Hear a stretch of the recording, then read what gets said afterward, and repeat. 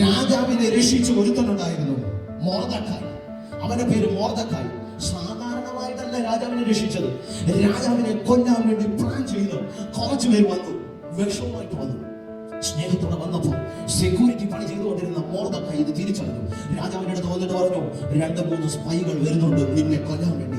മരണത്തിൽ നിന്ന് രക്ഷ പ്രാപിച്ചവനാണ്, അവന് വേണ്ടി ഒരു സമ്മാനം കൊടുക്കണമെന്ന് രാജാവ് പ്ലാൻ ചെയ്തു. ഞാൻ നിങ്ങളുമായിരുന്നെങ്കിൽ നിങ്ങളുടെ മരണത്തിൽ രക്ഷിച്ചവരെ നിങ്ങൾ മറന്നുപോകും.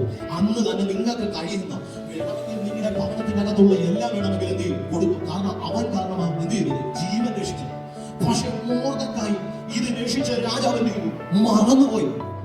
മറക്കാതിരിക്കാൻ എന്ത് ചെയ്തു, ഓർമ്മ പുസ്തകത്തിനകത്ത് എഴുതി വെച്ചു. പക്ഷെ രാജാവ് മറന്നുപോയി.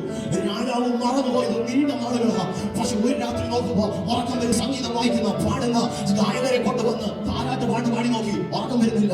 ഓർമ്മ പുസ്തകം, നിലനിർത്താത്ത പുസ്തകം അതിന്റെ അകത്ത് എടുത്തുകൊണ്ട് വരാൻ പറഞ്ഞത് മറന്നുപോയത് നല്ലതായി. എന്തുകൊണ്ട് മൊർദെഖായിയെ നേരത്തെ മാനിച്ചിരുന്നെങ്കിൽ, മുന്നമേ മാനിച്ചിരുന്നെങ്കിൽ പക്ഷെ ഈ ലെവൽ ലഭിക്കത്തില്ലായിരുന്നു.